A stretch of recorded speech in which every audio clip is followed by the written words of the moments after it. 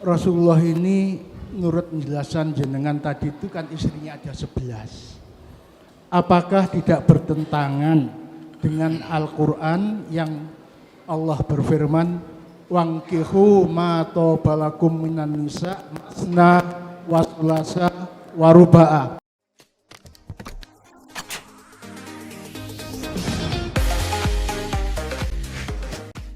Waalaikumsalam warahmatullahi wabarakatuh. Ustadz Karim, saya akan bertanya Silakan Pak. tentang keluarga Rasulullah. Rasulullah ini menurut penjelasan jenengan tadi itu kan istrinya ada 11. Apakah tidak bertentangan dengan Al-Quran yang Allah berfirman, wangkihu ma tobalakum minan nisa masna wa sulasa wa ruba'a wa in khiftum alla ta'dilu fawahidatan. Ini yang pertama. Yang kedua, apa konsep Rasulullah membina istri yang sebanyak itu kok tidak ada yang bentrok, tidak ada yang khusus dan lain sebagainya. Padahal saya ini punya istri satu aja kadang-kadang sulit membina itu.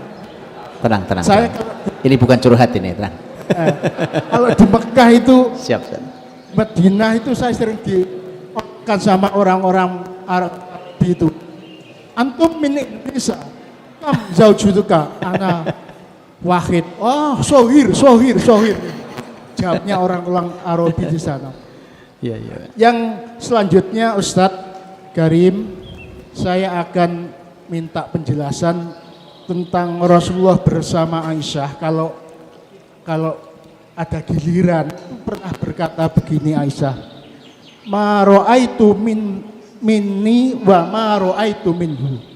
Ini ucapan Aisyah suatu saat dapat giliran dari Rasulullah.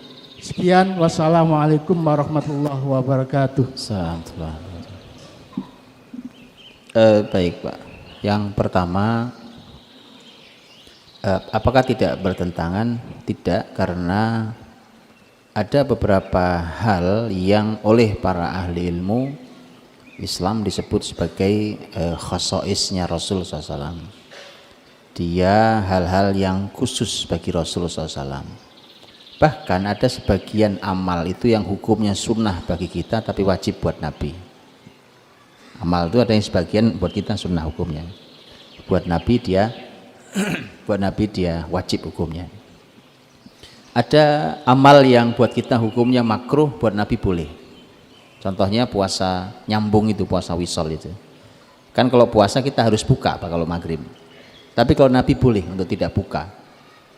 Puasa terus nyambung itu Nabi boleh. Kalau selain Nabi tidak boleh. Sebagian ahli ilmu menghukuminya makruh hukumnya. Ya.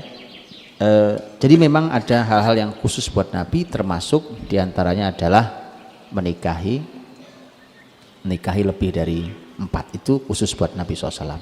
Untuk umatnya maksimal 4. Makanya itulah yang dilakukan oleh para sahabat Nabi dulu. Ya istrinya maksimal 4. Bahwa nanti di total lebih dari 4 itu ya biasa juga. Ya, tetapi ketika satu kali jalan dia maksimal hanya 4. Bahwa nanti mungkin ada yang meninggal atau ada yang cerai, kemudian diganti yang lain dan seterusnya.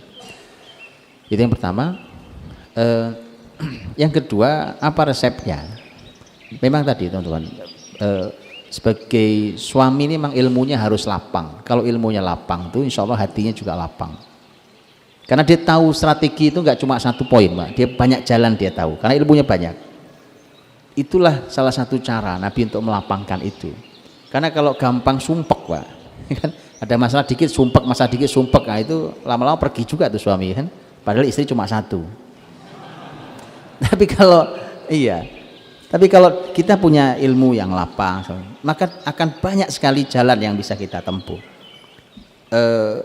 Antar istri Nabi terjadi bentrok, kayak tadi itu Pak. Bentroknya tadi saling marah antar mereka. Kadang-kadang memposisikan Nabi di posisi yang kadang-kadang Nabi juga sulit posisinya gitu. Tapi tadi bahwa ada hal-hal yang memang disikapi dengan senyum, kadang-kadang ada hal-hal yang oleh Nabi SAW disikapi dengan cara yang biasa saja dan seterusnya. Ya, jadi ini semua berawal dari ilmu tadi itu.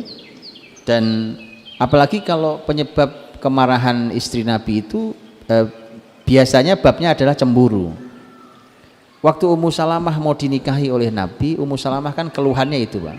Keluhannya adalah ya Rasulullah, saya ini wanita dengan beberapa masalah. Di antara masalahnya adalah saya ini wanita pencemburu berat.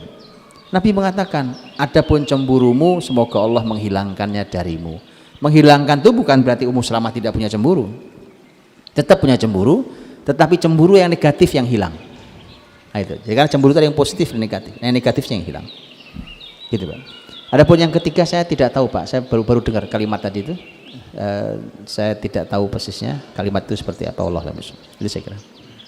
Kalau saya boleh menyempurnakan apa yang ditanyakan Bapak tadi, apakah Rasulullah SAW itu setiap menikahi istri-istrinya ini, apakah ada perintah dari Allah untuk menikahi perempuan itu atau dari Rasulullah sendiri? Baik, ini sih bukan menyempurnakan, ini Ustaz Abdurrahman iseng sendirian ini. Tapi sudah nggak ada wahyu turun saat ini, jadi antum nggak perlu nunggu wahyu, nggak ada wahyu turun. Rasul SAW menikah itu tidak mesti harus dari wahyu, bahkan setahu saya yang berdasarkan wahyu itu lebih sedikit dibandingkan yang tanpa wahyu.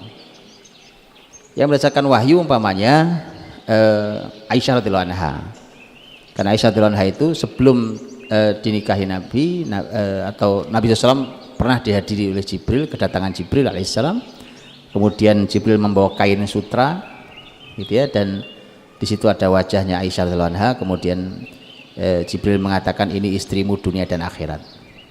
Oke. Atau kisahnya Zainab binti Jahash radhiyallahu anha dalam surat Al-Ahzab 37 itu.